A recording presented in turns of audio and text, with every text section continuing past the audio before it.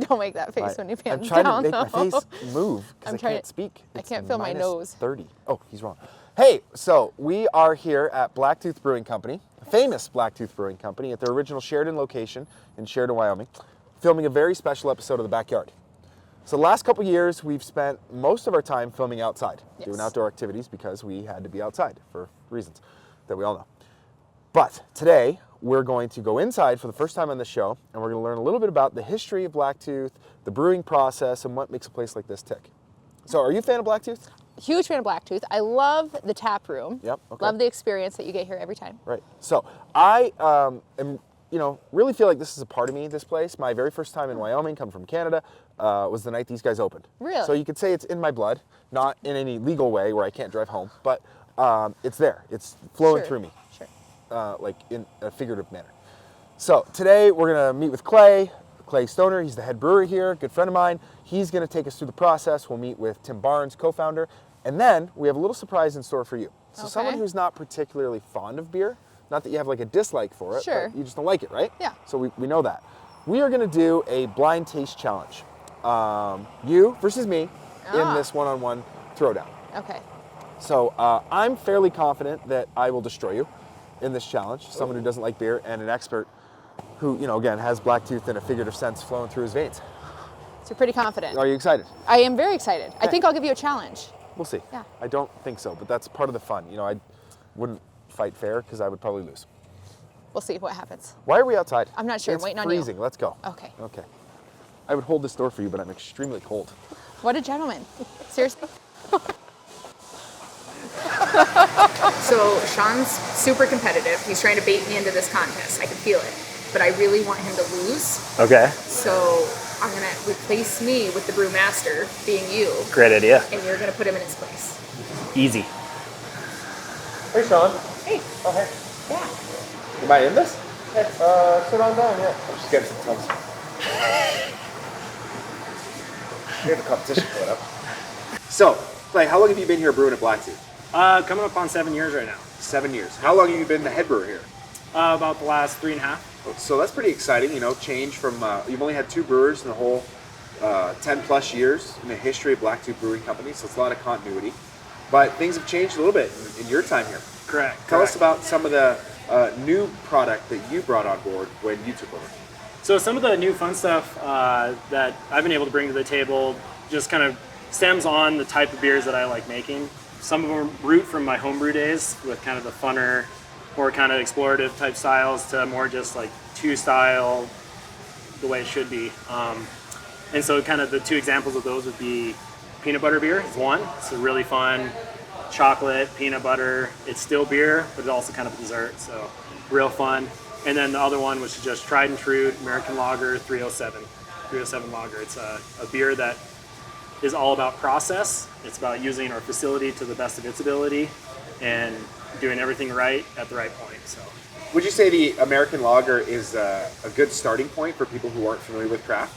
Absolutely. And so that's probably going to be the type of beer that most people are introduced to anyways. Even if it's not craft, they're going to probably have, maybe the beer their grandfather type drink, they're really light, pale yellow, maybe served as cold as possible, those type of beers. And so blending straight into that same style, we have that offering in 307, but 307 is definitely a step up. It has a lot more complexity, a little bit more sophistication to it. So from there, you've got 14 different styles on tap. Correct. What would people graduate to next? It's all about taste, of course, but where do you see people go when they start to mature in their taste for craft beer? So probably the next logical progression is going to be still low alcohol beer. We do offer things upwards of 12%, but that's obviously not the place to go next. Probably going to bump up into probably our amber, Bonner Mountain Amber. And that's going to be a little bit more involved. It has a little bit more depth and flavor, expresses the malts a lot more. So then that'll introduce them into the characteristics of the malts themselves.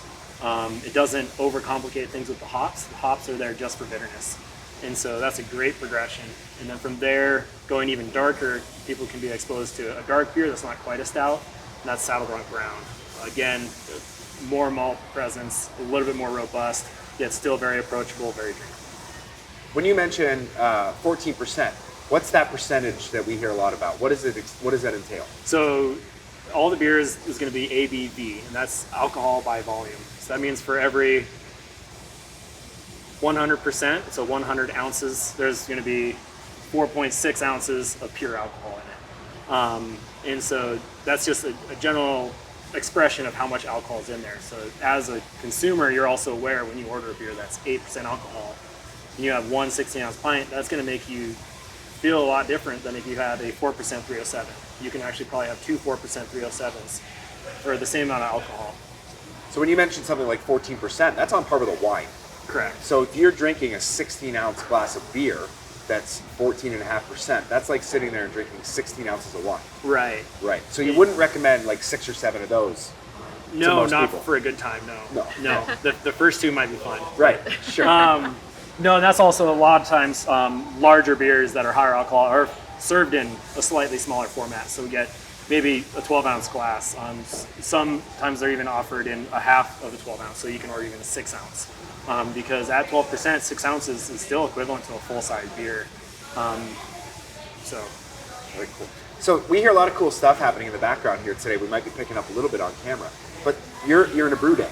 You know, probably one of the more exciting days at the brewery or tap room. What happens in a brew day? Can you talk us through the process of a beer? all right, so the process can be explained in pretty much two different ways. I can give you the 15, 20 minute, hour and a half, sit down for 7 days, talk about beer, make beer, or I can just throw it at you. Let's do that. We're going to send Mandy back for the 7 days next week. Okay. But right now, let's do the clip notes. Okay, so quick and short, mainly from beer coming in from ingredients to glass can be broken down like this. So the main 4 ingredients that we use is water, pure Sheridan water. We get all of our barley and specialty malts shipped in through suppliers. Most of our hops that we have come from Yakima, coming from Washington. And then the yeast that we have is a pure culture that we order from a lab in Colorado. So all that grain is thrown in to our mill that crushes it, gets it ready to be then steeped. When it's steeped, it's going to be then enzymatically ready to be brewed with. That's in the mash tun. It's transferred over into the lauter tun. In the lauter tun, we have the rinsing of it. We're going to be removing all the sweet wort from those heavy solids. We then remove all the sweet wort going over into the boil kettle. In the boil kettle, we go on with it, but all that spent grain goes out the back of the brewery into a trailer. That trailer zooms off and is fed to the cattle. Great feed, makes great beef. So then in the back of the boil kettle, that's where we add our hops. We're going to get a lot of our flavor from that. There's a lot of sanitation. That's where it's sterilized. After an hour boil, it's transferred whirlpooled. It settles out. There's a lot of those hops that are settled in that process. From the whirlpool, it's transferred to the fermenter through a heat exchanger. That heat exchanger then harvests heat for our hot liquor tank, but also cools the beer from 205 down to 65. 65 degrees Fahrenheit is where then the beer will start fermenting. In the fermenter, we already have all the yeast ready, prepped to go.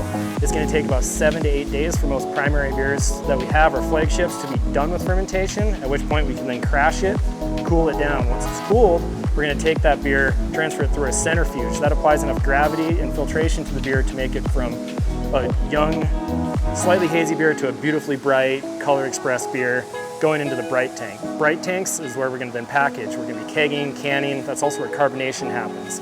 So straight out of that tank, we're going to fill kegs. Those kegs go to bars. Off of that tank, we also then fill onto the canning line. All of our cans come through.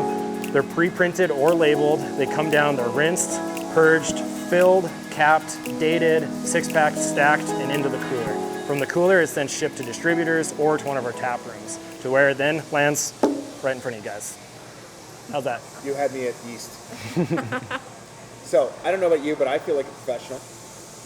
Even though you felt like that walking in, but Now more. okay. I like Whatever the next level of professionalism is. I think we're ready to go back, check out some of the process itself, and Cool. then get ready for this challenge. that. Absolutely. All right. Ready. Let's do it. Sounds great. Cheers. Cheers.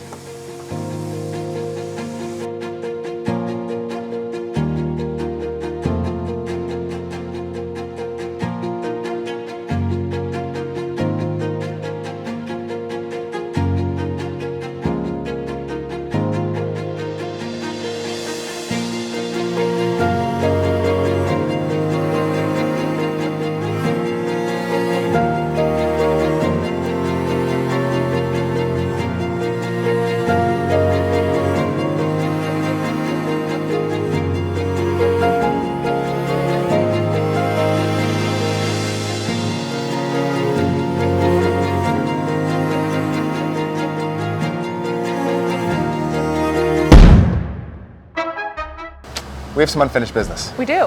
We have a challenge that was extended earlier today. To the victor go the spoils, so I'm sorry, whatever that means for you. But I'm gonna take my seat and get ready for this. You better get ready. Good luck.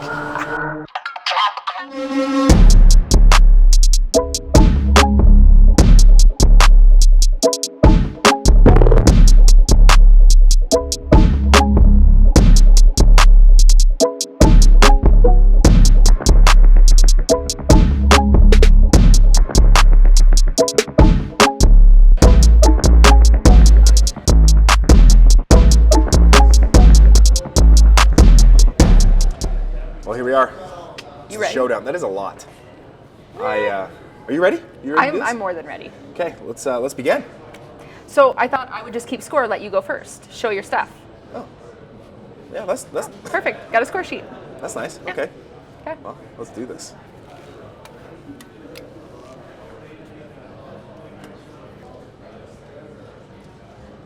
I'm gonna put a pin in that. Call that cattle Kate, but pencil.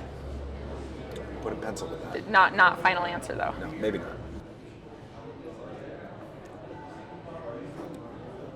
Indian paintbrush. Is that even a name? No, hot streak is what I meant. That's an old one. It's a beer they don't even have. Sheridan beer, number 3. Number 4, 307 lager. Final answer? No, put them in pencil.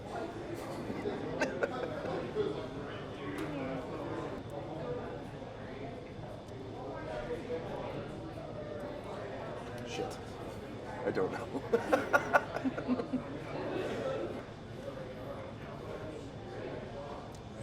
Amber.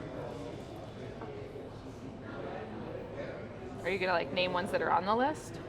Bomber Mountain Amber's on the Okay, list. well, you just say the whole thing. Sorry. Starting to taste similar, but I got this.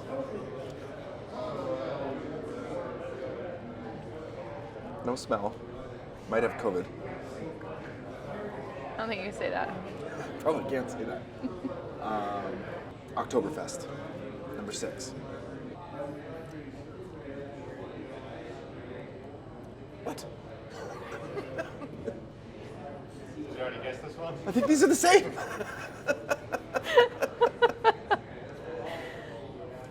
Starting to smell a little. This is not easy. What in the world? Taste it again. Growler fills. It's not a beer.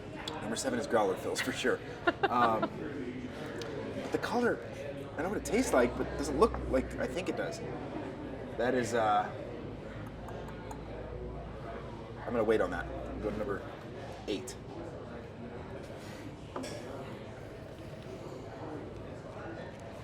That's breakfast stout. I think that's I'm nitro. writing this in pens, so. Oh God, I know what that is. I don't even need to try that. That is 1314. I'll wait on that. That is Goodly Night Black IPA. You can't do that. That's not fair. Interesting. 8, 9, 10. That was number 10, right? Number 11 is Copper Mule. Number 12, I don't know, but by process of elimination, I bet you this is peanut butter. It's peanut butter. So what's number 13 is peanut butter. The Be My Buttercup. This one, stop it. Why? The back row's easy. The front row is terrible.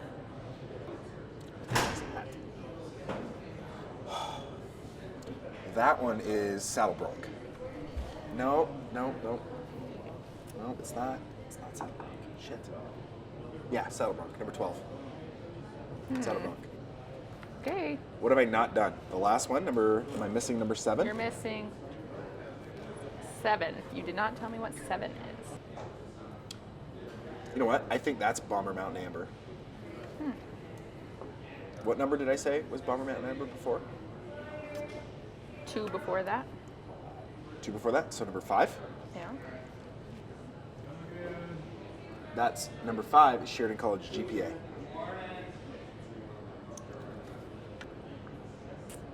That's it. Did I guess everyone? Like, did I make a guess? You made an attempt Did I on make each an one. educated guess? You made an attempt. Were my guesses educated?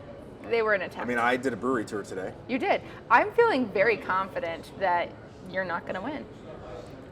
What? I know. I mean, all right, it's your turn. Give me your thing. And I'll, well, I can't look. You can't look. So, how are we going to do this?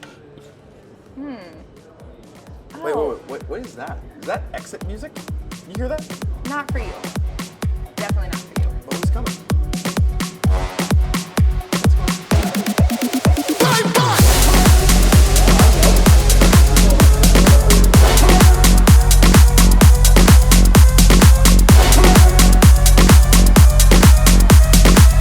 Are you ready for this? What the flagship beer is this? Hey, Sean. Clay? How's it going? My arch nemesis. Oh, come on. What in the world is happening? What happened to Mandy? She said she needed someone to tap in. Oh, so it was you. Yeah. It was you all along. All right, sir. Well, good luck. I hope right. you know I just ran the gamut and went 13 for 13 on your beers. Yeah, I bet. All right. Ready? Where's one? Number one, sir. Number one.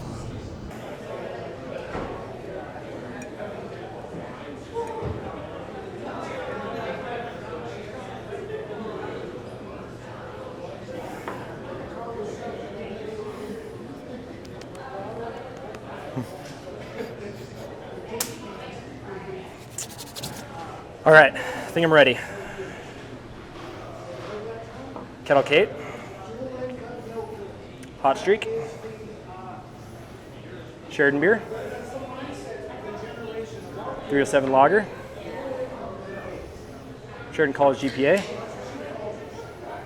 Bar Mountain Amber. Oktoberfest. Breakfast Stout. 1314.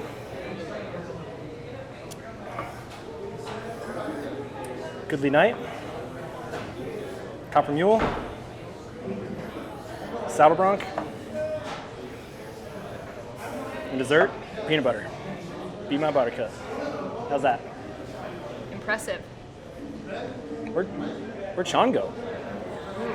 I think he called an Uber. Probably a good idea. All right. All right, well, so how'd we do? Way to put on a show. That was impressive. Good then, I'm guessing. By you, yes. 13 for 13. Okay. All right, good. Our friend Sean, not sure who's going to break his heart. Oh, didn't do good, huh? 0 for 13. Yeah, it didn't look good. No, he was Didn't look confident good. in his answers. And I'm pretty sure he's doing a celebratory dance out there. But I'm not breaking his heart. Oh, man. Well, Champion, beer taster, 13 for 13, I think, at Black Tooth. Pretty much champion. Got them all right. There was like an amber or something and a pale ale. And then one time I had the oh, hey, 13 for 13, did pretty great. I mean, I hope Clay did good. I had called an Uber. But besides that, Sean losing, it was a fantastic day. Thanks Yeah. for the tour was amazing. Not necessarily a beer connoisseur, love the atmosphere, but I had no idea how much goes into making beer. Like, that was pretty cool. yeah, thanks. It was great. I mean, any opportunity I have or we have to show people around, it's always wonderful showing the intricacies of it. And it is a lot that goes into it. And I mean, the point is to bring good beer out, but there's a lot to it. So I'm glad you're able to see it. Absolutely. So if I'm going to go order a beer to enjoy, what should be the first beer I order? Probably, let's start with 307. 307, okay. Easy start. Yep. Awesome. Well, Cool. thank you for today. Absolutely.